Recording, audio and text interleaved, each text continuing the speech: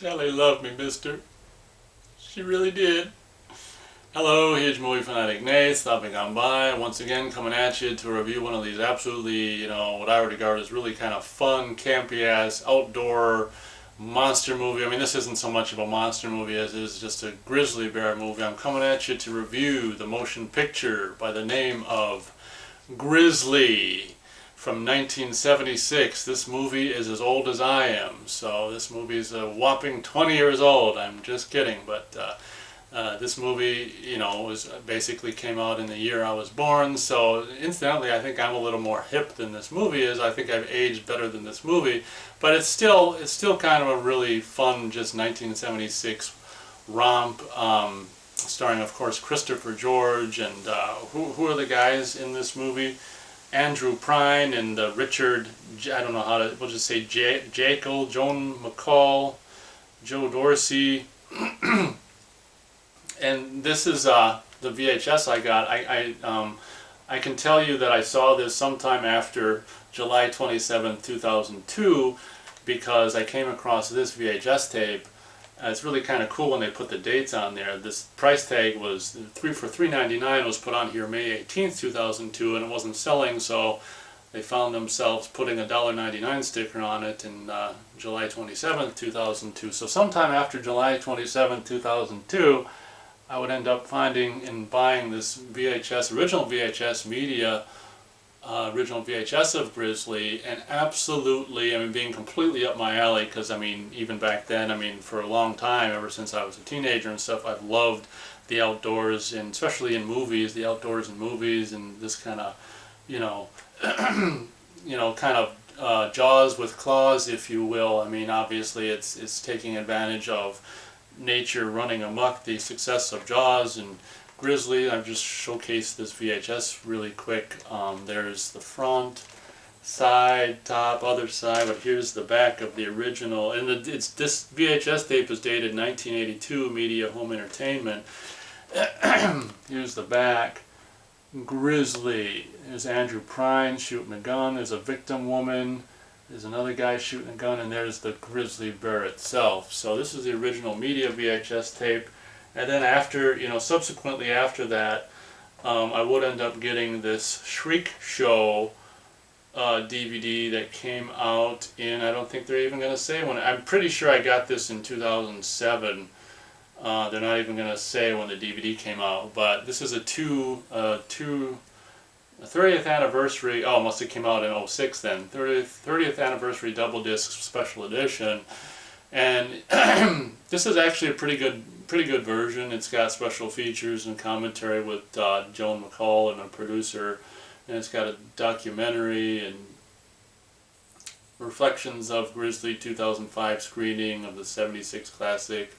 So it's obviously this is a movie that was shot and released in what they called, I think, Todd AO 35 or something like that. It's the wide kind of Panavision version. So obviously the VHS, very first time I saw it, you're not even seeing like half of the image. So it was really a big deal when that DVD came out, because I was able for the first time to see Grizzly in all of its Todd AO, widescreen glory or whatever. And when the movie starts, it's, right off the bat, it's just like, oh my god, like I just rewatched this recently, and I'm like, the music is so fantastically, amazingly like 70s music, like the opening kind of credit music and stuff, the helicopter flying through, and I think, what's his name, Andrew Prine is a helicopter pilot in this movie. In the beginning of the movie, he's like showing some senators, U.S. senators, like they ain't gonna fucking care about anything decent. Like, well, we got to preserve this natural land for the world, and it can always be here if we preserve. Something's got to be done to preserve it or whatever. And it goes into the opening credits sequence where it was just like opening credits and the helicopter flying around. But the music, the opening music is really great, and as I said, it just sounds so 70s and in the best way possible. And again, just like with the movie I just recently reviewed, Prophecy, this movie is right up my alley because it just takes place in basically the woods. The whole movie takes place in the woods. It's beautiful. I guess they filmed it in the dead of winter. I don't know where they filmed it, but it was really cold when they filmed it. But it's strange because it looks summery. It looks nice. But in some of the scenes you can see their breath and stuff like that. So I don't know how they did the scene with that woman in the waterfall, if it was, you know, if it was in the winter, but whatever.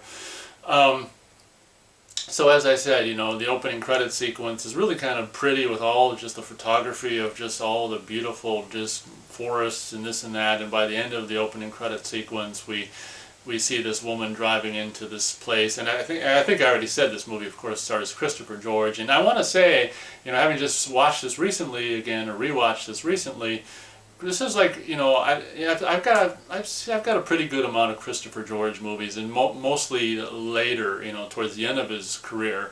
But you know, he really, this movie, and I don't know if I really even noticed it before this, you know, before I just rewatched it, is he's really got some moments in this movie where he's really able to have several moments of pretty good acting. Like a lot of times he's just, I don't know, just a character in, you know, the Italian horror movies or stuff like Pieces or whatever, you know, or even Graduation Day and stuff. He's not necessarily, I don't know, has any material to do any kind of serious acting like he does. There's some scenes in here where you know, he does some pretty good acting, and you're kind of like, you know, you're on his side in the movie, and you're like, yeah, go Christopher George. And it's just like, so you know, this is a really, you know, if you're a fan of Christopher George and haven't seen this by chance, it's a great Christopher George movie. And incidentally, I do like the three kind of main stars. It's kind of like the Jaws thing, you know. This is just a rip-off of Jaws, just Jaws with claws, if you will. And they do the same kind of thing where in Jaws it's like the three guys versus the shark. It's the same thing where it's Christopher George, Andrew Prine, and whatever the hell this other guy's name is. What the hell's this other guy's name? The Richard Jekyll, who's a face that, you know, I remember, you know, having grown up in this era, a familiar face as well. I don't know what else he's been in, but I know I've definitely seen that guy in other stuff as well. But it's, like, as I said, it's the rip-off of the three guys in Jaws. You've got the three guys versus kind of the Grizzly in this movie as well. So, you know, I wouldn't regard this movie as good as Prophecy, of course, the movie I just reviewed. It's more of your just exploitation B-movie stuff. I mean, it's really, I mean, let's face it, it doesn't really have much to say other than, you know, just grisly mayhem. And I will say, and it's funny because this is rated PG as well, and it's just like, it's got some, I mean, the scene, it's got some, you know, relatively decent gore for PG. You know, there's this scene where, you know, these two camper girls at the beginning of the movie are camping, and they're like, I don't know, they're the first on-screen, you know, the first, you know, bear attack scene or grizzly attack scene. And, you know, the grizzly swipes at them, and you can just see like one of their arms flying, and it's just like, I mean, you wouldn't think, it's really kind of fun to revisit these movies from, you know, the 70s and 40 years old or more that are PG, you know, and because, like I say, nowadays you think of PG as being really tame, but you watch a PG movie from the 70s, and it can be almost as gory as an R movie now, and it's just really weird. And, you know, so this isn't, just like with Prophecy, this is another movie where I can see like a kid begging his parents, please, please, please, okay, it's rated PG, and it's just like, just limbs flying all over the place, you know, bloody girls, you know, falling to the ground after being swiped by a big, you know, frickin' 4-foot grizzly paw or whatever. I can't remember, I mean, on this DVD here they say 18 feet of towering fury. I think in the movie they say the grizzly is 15 feet tall or something like that. It's, of course, it's just like Jaws, the bigger the better, and the more scary and all this kind of stuff. So early on, towards the beginning of the movie, these two camper girls end up being massacred by the bear, and they end up, of course, being found. And it's just like, oh gosh, there's the guy who, you know, another kind of rip-off of Jaws is the guy who runs this campground area is kind of like the asshole guy, like the mayor in Jaws. He's not the mayor, I think he just runs or whatever the campground area or something like that. And he's always, of course, on Christopher George's ass. And, you know, the scenes, some of the scenes between those two are really kind of fun. And, I mean, don't get me wrong, I mean, it's an enjoyable movie for just what it is. I just think, you know, Prophecy for, you know, some of the stuff they tackle is more serious, like, you know, indigenous peoples versus government, and, you know, the poisoning of, you know, animals in the land. It's just more serious, and I don't know, just something more profound about that movie and its you know, subject matter, whereas this is just huge grizzly bear just killing campers. But whatever, there's a place for that too. So that's basically what this movie is. It's just, you know, campers get killed. Oh gosh, we got to do something about it. You know, a guy, you know, gets on Christopher George's ass. Then someone else gets killed. Oh, guy's more up his ass. Someone else gets killed. Kelly, gotta do something about this. And it's just like, up yours. There's this great line where the guy's like, the asshole guy tells Christopher George, "You're finished, dismissed, removed. Up yours," or whatever. And it's just like, oh man. So it's just, I mean, so that's the movie. It's killing, we gotta do something about it. Killing, we gotta do something about it. That goes on for like an hour until, like, I don't know if enough people die by that time in the movie where they're like, okay, let's actually go out and try to kill the bear. Like, I don't know, at some point in the movie, maybe halfway through or whatever, the Christopher George's boss hires a bunch of drunken hunters, and it's just like, it's the same thing again. It's just like Jaws, where all those guys are going out in the boats, just, you know, chumming, just, you know, throwing explosives in the water. This is just, I don't know if this is one of the first, it's probably one of the first movies that kind of tried to capitalize on the success of Jaws, actually having come out, what, just a year later. This might be one of the first, if not the first, you know, movie trying to capitalize on the success of Jaws. You basically just take Jaws out of the water and put them in the forest, and that's what Grizzly is. And I'm not trying to take anything away from Grizzly. Grizzly has its own merits, Christopher George. I'm a big fan of Andrew Prine as well. I think he's back in the 70s and stuff, and I've seen him in a couple movies in the 80s and stuff. I just think that guy was kind of like a Jimmy Stewart in a way, just a really great every kind of a man kind of a guy. I actually like the three guys in this movie. So I'm not trying to take away from this movie by saying it's just a complete rip-off of Jaws, but let's face it, that's what it is. You know, I don't know if it's about an hour into the movie maybe or something like that. Maybe this is the event that really makes them say, oh, we gotta take this bear serious, or this grizzly seriously and kill it. But there's this really cool scene with this one guy. Incidentally, this guy's girlfriend was killed by the bear early on, and you know, she gets all, strips down to her, you know, bra and underwear, and you know, takes a little, she says, "I'm gonna soak my feet in the stream," and she proceeds to take off all her clothes and get under the waterfall, only to be attacked by the grizzly, who's like hiding in the waterfall apparently. But this guy, you know, this guy's all sad that his girlfriend is killed, of course, and then later on this guy will end up being killed himself, as he's, you know, Christopher George stationed this guy in this lookout tower to, you know, high up in the woods or whatever, you know, one of these lookout towers to try to spot the grizzly or whatever, and the grizzly ends up, you know, attacking the lookout tower from below and just like pushing on it and stuff, and ends up making the whole thing just collapse, and the guy just gets mangled and killed as the thing, you know,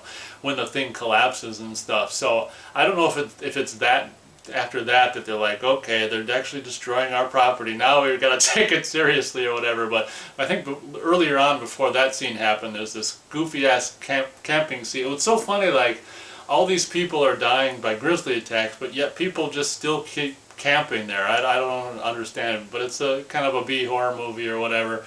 It's ripping off Jaws, so what are you going to do? I mean, you can't have everyone stop camping after the first kill, and then there'd be no movie. But there's this scene where people are camping, and there's this goofy ass scene. Ever since I saw it, this guy who's with this woman, I don't know if they're like, I don't know, mid to late 40s or whatever, the couple, and it's just like this guy's got this red hat on, and he's kissing this woman, and he's like, you know, almost fluttering his eyelids, like, oh, he's just, and then, you know, before she goes into the tent to get all, you know, ready for bed or whatever, and he's just like, you know, he'll take a drink and just like, shake his head like, I've got, you know, I'm living the life or whatever.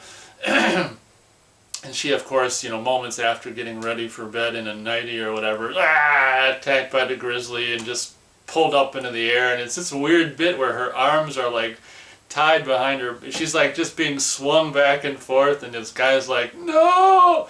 And it'll just show her being swung and back to him, no!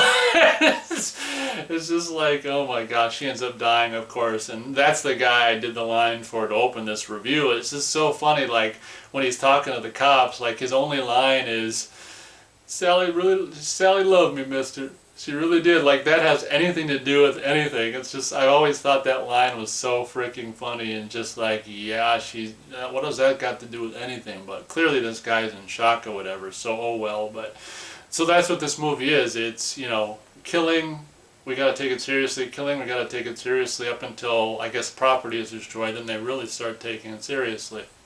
I think one of the last attack scenes, probably the last Grizzly attack scene before, I think this is this is probably the thing that really makes him go out and want to hunt this thing down once and for all. This little kid is playing with a bunny in his yard or whatever, and he gets attacked by the Grizzly and loses a leg, and his mom gets, you know, bear hugged by the Grizzly and presumably killed or whatever. And I think the little kid, I think, is said to have survived, and I think that is the moment where it's just like, okay, we gotta, you know, who cares if it's killing everyone else and destroying property, but when it takes a kid's leg, we gotta kill it. So I think this is about the hour mark, or the hour, you know, maybe 65-minute mark of the, you know, movie, where it's kind of like they, you know, the Richard Jekyll or whatever, however the hell you say his name, character, he's kind of the outdoors woodsman kind of guy, loner guy. He goes out looking for the Grizzly on his own, which wasn't a very good idea because he ends up being killed.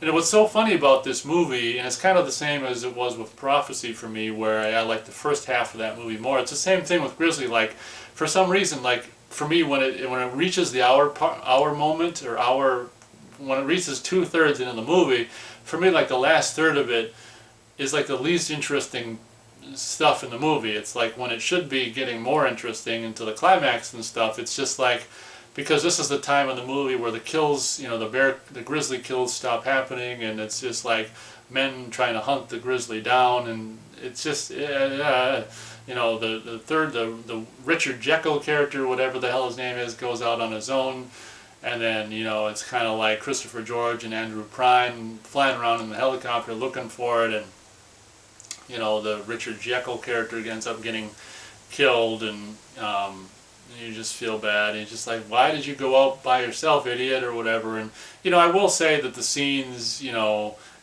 I mean, since Andrew Prine is so awesome and Christopher George is so awesome, when you've got scenes with those two together and stuff, I mean, it's kind of fun or whatever, but I don't know. So we'll just simply say that the last third of this movie, in my opinion, is the least interesting part of the movie, where it's just like cat and mouse, or, you know, whatever you want to call it, Grizzly and man, just trying to hunt the thing down. And there's this kind of nasty scene where they've got an actual dead deer that's been gutted, and they hang it up, and it's just like, you know, someone who's like a little more sensitive and an animal lover like myself doesn't really like to see an actual gutted deer in a movie. But what, I mean, you could call me pansy, call me what you will, but, you know, it's just, at least we didn't have to see, like, I don't think we see any animals like actually die. Oh, that's kind of cool. That just made me made me remember when the Richard Jekyll character is he's attacked. The Grizzly like takes a swipe, and we see the horses. He's on a horse.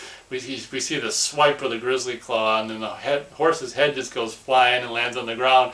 That's kind of cool. And then we see like the horse's legs like being like, ugh. And we obviously they don't cut a horse's head off for the movie, or we can only hope not. They just do it in cuts or whatever. But it's kind of cool to just see a horse's head be, you know, kind of like swatted off and just like lands on the ground or whatever. But so it is kind of cool when his character gets attacked or whatever. And incidentally, he's not killed instantly. Like the Grizzly will, you know, if he's not hungry or whatever, he'll bury. You know, he attacks Jekyll and like knocks him out or something and buries him, and then later on, it's ironic how later on he'll wake up, and then only to be like, as soon as he kind of digs himself out of the, you know, the shallow grave, it's like, Grizzly's there, and they do this kind of dumb just thing where they, you know, his face going like, kind of just goes out of focus, and that's indicating that that character is dead or whatever. But then of course the rest of the movie is just, you know, Christopher George and Andrew Prine versus trying to hunt down and kill the Grizzly. Unfortunately, Andrew, I didn't remember this, but watching it recently, I'm like, oh man, Andrew Prine character dies too. And basically Christopher George blows the Grizzly up with a bazooka. I mean, you gotta love it, so there you go. So because the last third of this movie is so slow, I'm gonna go 2.5 stars out of 4 stars for Grizzly. Don't get me wrong, it's really got this really cool, you know, mid-70s, you know, camper-esque, you know, woods, forest environments going for it, and really, really kind of fun.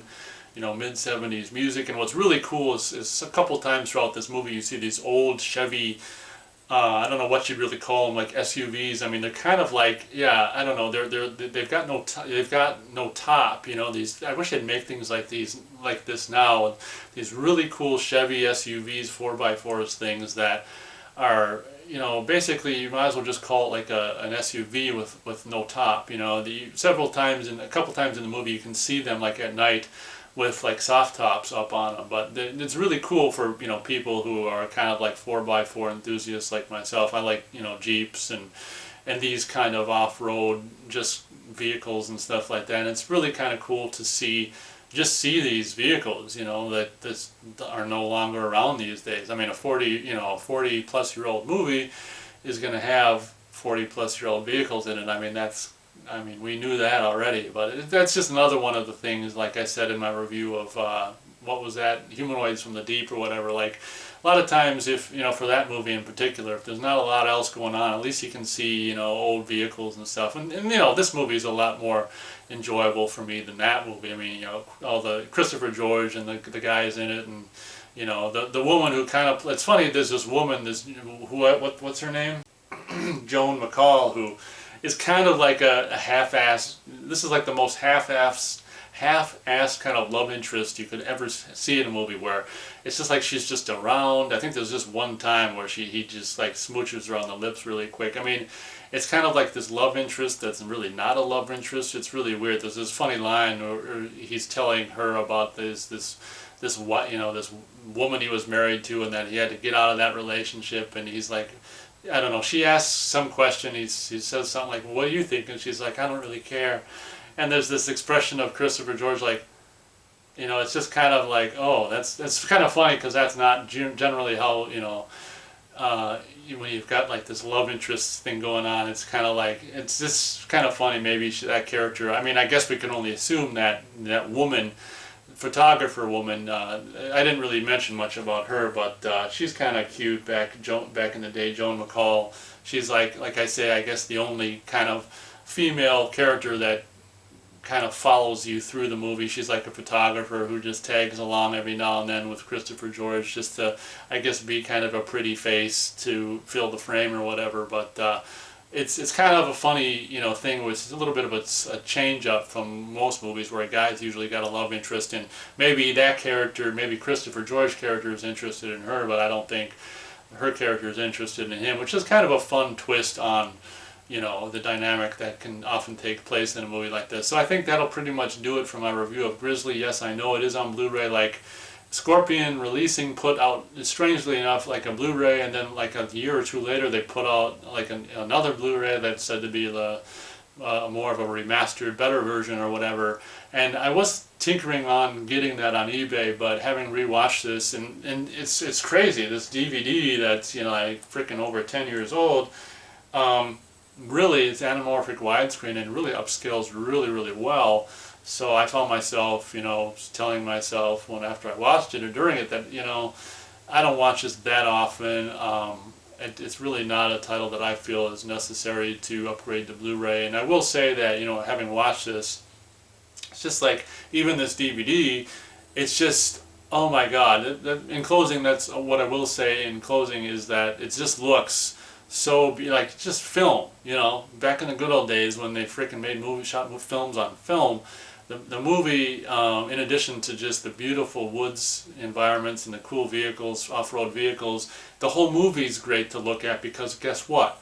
It's film. It's like, it looks so, film from the mid-70s, it looks so...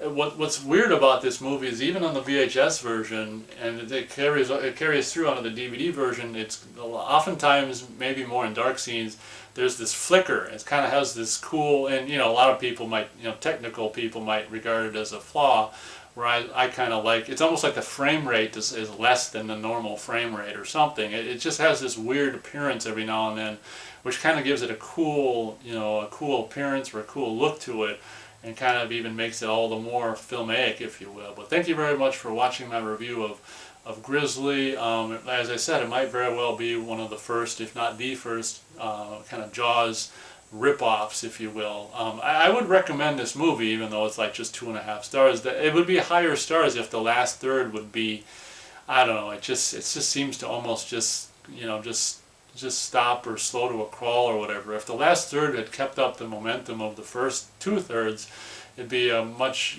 more higher rated movie. But don't get me wrong, it's still really fun for Christopher George, mid-70s cheese and fun and all this and that. So I would recommend it. So if you can see it or whatever, feel free to do so. Thank you very much for watching this review, and as always, we'll catch you on the next one.